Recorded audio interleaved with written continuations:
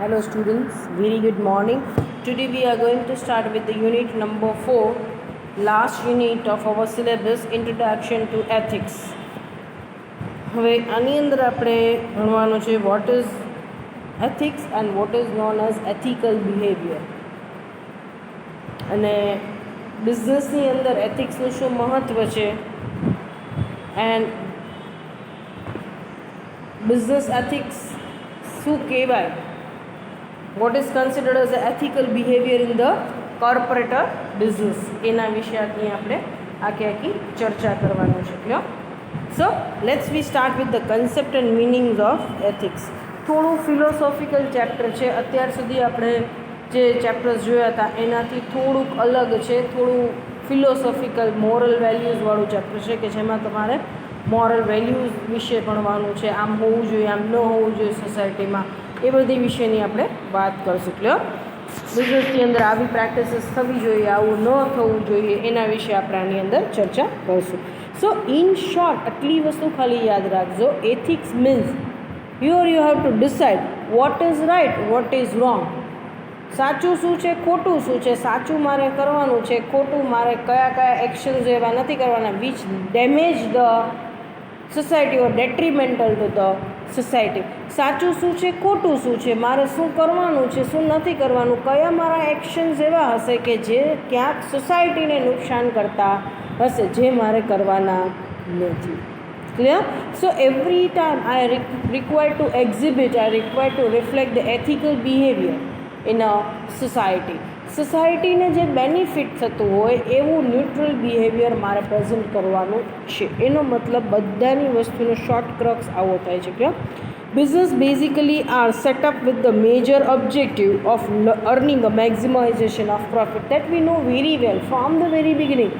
First યરથી તમે આ જ વસ્તુ ભણો છો કે બિઝનેસનો એઇમ શું છે, to setup a business for maximization of profit. Profit કમાવાનો, પ્રોફિટ મેક્ઝિમાઇઝેશનનો જ આ એમ છે. But now days mindset of the people has been change. Clear? So એ લોકો એવું કહે છે કે ભાઈ whatever the society basically demand the same thing કે whatever you earn that you are earning from the society. તમે જે કોઈ કમાવો છો, જે કોઈ એક લેવલ ઉપર પહોંચો છો, સક્સેસ ઉપર પહોંચો છો, સમાજને લીધે પહોંચો છો. You are getting the business from the society. સમાજના લોકો પાસેથી તમને ધંધો મળે છે. You are earning the profit from society. Society પાસેથી, સમાજ પાસેથી તમે નફો કમાવો છો. So you have to pass on the substantial amount to the society for the social welfare. Social welfare માટે તમારે અમુક પોર્શન જે તમારો પ્રોફિટનો છે એ તમારે કોને ટ્રાન્સફર કરવો પડે? સોસાયટીને ટ્રાન્સફર કરવો જોઈએ. આ એક નોશન છે, આ એક વિચાર છે હવેના આ એન્વાયરમેન્ટનો. Clear? But of course the society today has been a very demanding and has always asked the considerable share of the corporate resources for the welfare of the society. As I said, societies are nowadays demanding the substantial amount from the corporates, that they have to contribute the certain amount from their profit to the society for the social welfare of the society, for the well-being of society. Ethical corporate behavior is considered as an appropriate tool to enforce the mechanisms to uphold the social objective through the corporate missions. So હવે આ એક ethical બિહેવિયરનો મતલબ શું છે કે ભાઈ અહીંયા તમને એક મોરાલિટી, તમારી એક તમને એક જવાબદાર બનાવવાની વાત છે. એથિક્સ શબ્દ છે એ ક્યાંક ઇન્ટરચેન્જેબલી યુઝ થાય છે મોરલની જગ્યાએ. મોરલ ડ્યુટી, નૈતિક ફરજ. એથિક્સને ક્યાંક નૈતિક ફરજ સાથે જોડવામાં આવેલા છે કે તમે જેની પાસેથી કમાવો છો એને અમુક પોર્શન દેવો એ તમારી નૈતિક ફરજ છે. સો અહીંયા શું કહેવામાં આવે છે કે પહેલાંના ટાઈમની અંદર શું હતું કે business is always operated with the primary motive of maximization of profit. તો હવે એને શું કહેવામાં આવે છે કે no doubt first object of the business is to earn the profit, maximize the profit, but the secondary objective is to maximize the welfare of the society. હવે ખાલી ને ખાલી એક હેતુ સાથે ધંધો ચાલતો નથી, નફા કમાવાના હેતુથી. પણ yes, along with the profit maximization તમારો બીજો એમ શું છે? Provide a social welfare. No doubt એ સેકન્ડરી ઓબ્જેક્ટ છે, પણ ઓબ્જેક્ટ તો છે જ બિઝનેસનો. The term ethics has been derived from the Greek word ethikos which means the character. So અહીંયા તમારું કેરેક્ટર બિલ્ડઅપ કરવાની વાત છે. અકોર્ડિંગ ટુ ધ કેરેક્ટર અહીંયા યુઝ્યુઅલી એવું કહેવામાં આવે છે, એવું માનવામાં આવે છે કે તમારું જેવું કેરેક્ટર હશે એવું જ તમારું બિહેવિયર હશે. અને character is always a long term process. એ લોંગ ટર્મ પ્રોસેસ છે. If you wish to develop the character it that you can not develop over a period of time. You have to undergo the process. અને એ short ટર્મમાં change પણ કરી શકાતું નથી. Character develop કરવું એ પણ બહુ લોંગ ટર્મ પ્રોસેસ છે, અને કેરેક્ટરને ચેન્જ કરવું એ પણ બહુ લોંગ ટર્મ પ્રોસેસ છે. પણ હા, બિહેવિયર છે એ શોર્ટ ટર્મ પ્રોસેસ છે. તમારું જે બિહેવિયર તમે વસ્તુઓ રિફ્લેક્ટ કરો છો એ તમારી શોર્ટ ટર્મ પ્રોસેસ છે, અને behaviour can be developed or change within the short period of time. તો એથિક્સ શું છે? Ethics basically reflect your character, how you are actually, how much responsible you are, what are the mentality that you are having, what kind of the cognitive process you have, તમારા basic thought શું છે એ વસ્તુ આ દેખાડે છે. So when we apply this term to the business, it means the possessing or having the character for the business or corporate. એટલે કે ધંધામાં તમે કેવું વ્યક્તિત્વ ધરાવો છો એની વાત એથિક્સમાં કરવામાં આવી છે. So in a general sense, ethics means the awareness regarding what is right and what is wrong. આપણે પહેલી જ સેન્ટેન્સ ભણ્યા હતા કે એથિક્સનો મતલબ શું છે કે at every stage, at your every actions you are asking to yourself what is right, what is wrong. દરેક સ્ટેપ લેતા વખતે, દરેક એક્શન્સ લેતા પહેલાં, કોઈ પણ ડિસિઝન્સ લેતા પહેલાં, કોઈ પણ એક્શન લેતા પહેલાં તમે તમારી જ જાતને પૂછો છો what is right, what is wrong. એટલે એ તમને ગાઈડ કરે છે. Ethics is also known as the principles of governing an individual or group. Ethics is a set of standards of a human conduct. Set of a standard of a human conduct નો મતલબ શું છે કે ભાઈ pure in a corporate or in a business they have set up the certain level of the standard of the human conduct or the human behavior that is acceptable one. આપણા સોસાયટીની અંદર પણ અમુક એથિકલ બિહેવિયર ફિક્સ છે, અમુક standard, અમુક behaviour, અમુક code of conduct fix છે. It means that beyond the certain limit we can not tolerate the behaviour. So એ શું છે? હ્યુમન કન્ડક્ટ કે ભાઈ persons behaviour are the action should be like this. એક framework આપે છે કે આ ફ્રેમવર્કના દાયરામાં રહીને જ તમારે કાર્યવાહી કરવાના છે, તમારો નિર્ણય લેવાના છે, તમારા એક્શન્સ લેવાના છે, તમારે ઇન્ટરેક્ટ કરવાનું છે. આપણે સોસાયટીની અંદર કેમ છે કે આમ જ વર્તવાનું છે, નહીં તો બધા બેફામ ગમે એમ વર્તે. ટ્રાફિક રૂલ બ્રેક કરશો તો you are punishable under the act. Scooter ગમે એમ પાડેધડ પાર્ક કરવા નથી, otherwise you are punishable under the act. આમ જ થવું જોઈએ. ધીસ ઇઝ રાઇટ તો ગમે એ કરશે. કોને તમે ખોટા દેરાવશો? એટલે એક ક્લિયર ડિમાર્કેશન લાઇન આપી દીધી, this is right and this is wrong. Wrong શું હશે? એવા action which is detrimental to the society. Clear? જે કોઈકને નુકસાન કરતા હશે, જે કોઈના હિતમાં નહીં હોય એવા એક્શનને રોંગ એક્શન્સ અહીંયા ગણવામાં આવે છે. So it is a basically set of the human conduct that governs the behaviour of the individual and organisations. Hence the ethico moral actions are set of, મેં તમને કીધું એવી રીતે એથિક્સને ક્યાંક મોરલની જગ્યાએ અને મોરલને ક્યાંક એથિક્સના જગ્યાએ ઇન્ટરચેન્જેબલી યુઝ કર્યા છે. Clear? So ethico-moral actions are set of actions that are taken by individual based on his or her character. શું કહે છે? એથિકો-મોરલ એક્શન્સ, તમારા એક્શન્સ તમારા કેરેક્ટરથી ગવર્ન થાય છે. તમારું કેરેક્ટર કેવું છે? How you developed your personality. તમારી પર્સનાલિટી, તમારું કેરેક્ટર કેવું છે એના ઉપરથી તમારા એક્શન્સ મેઝર કરવામાં આવે છે. And expressed thought behaviour. With this conclusion we can derive the following two અઝમ્પશન્સ.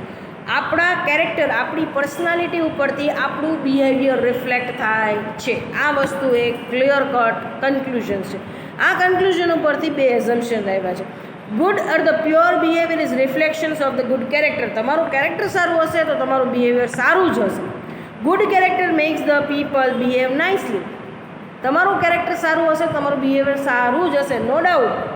અમુક એવા સર્કમસ્ટેન્સીસ હશે, circumstances and the situations also have an effect on the behavior, તમારું કેરેક્ટર ગમે એટલું સારું હોય, though I am very much honest person but in a certain stressful situations કદાચ મારા ઘરના સર્કમસ્ટન્સીસ એવા હશે કે which basically lead me toward the dishonest practices.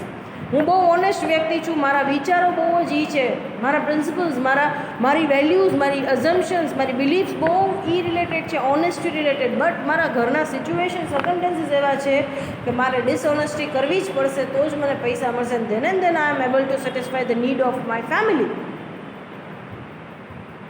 Clear? તો હું under stressful situation circumstances wrong behaviour કરીશ, અનએથિકલ બિહેવિયર કરીશ. એટલે જરૂરી નથી કે કેરેક્ટર સારું છે તો બિહેવિયર ઓલવેઝ સારું હોય. Character is internal one, behavior is external one. So behavior has the impact of situation and the circumstances also. Situation, circumstances, action, reactions બધાની અસર કોના ઉપર આવશે? બિહેવિયર ઉપર. બટ તમારું જે રિપીટેડ અલ્ટિમેટ બિહેવિયર છે એ એકચ્યુઅલી શેનાથી ગવર્ન થશે? તમારા કેરેક્ટરથી. હું ડિસઓનેસ્ટી કરું છું પણ કાયમ નહીં કરું, હરેક જગ્યાએ નહીં કરું.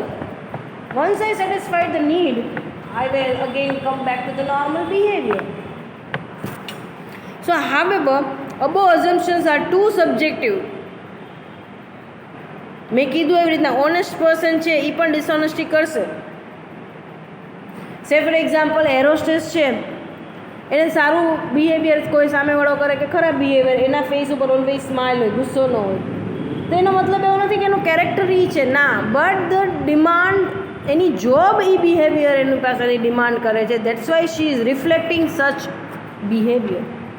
And the character and behaviour interdependent to each other. Of course, at some point they are connected but not every time. જેમ મેં તમને કીધું એરોસ્ટેસનું, તમે એની સાથે ખરાબ બોલશો તો એ તમને સ્માઇલ આપીને જ આન્સર આપશે. ઇટ મીન્સ કે she is really like this, એનું કેરેક્ટર જ એ છે? No. But her job demand such behaviour, એટલે એ રિફ્લેક્ટ કરે છે. સો હરેક વખતે કેરેક્ટર અને બિહેવિયર કનેક્ટેડ જ છે એ જરૂરી નથી. But not every time, I said. So we cannot generalize the statement that the good behavior is a reflection of good character and vice versa. Definition શું કહે છે એથિક્સની? Ethics is the art of a human living and its result should be is in being a good man in every circumstance. Ethical behaviour develop કરવા માટે શું કામ promote કરવામાં આવે છે? કારણ કે તમે હરેક સિચ્યુએશન્સની અંદર શાંતિથી વિચારીને ડિસિઝન લેશો. ટૂંકમાં બહારની સિચ્યુએશન, સર્કમસ્ટન્સીસ, બહારના જે ફેક્ટર છે એની ઇમ્પેક્ટ તમારા ડિસિઝન્સ ઉપર ઘણા અંશે ન્યુટ્રલાઇઝડ કરી શકાશે. ક્લિયર?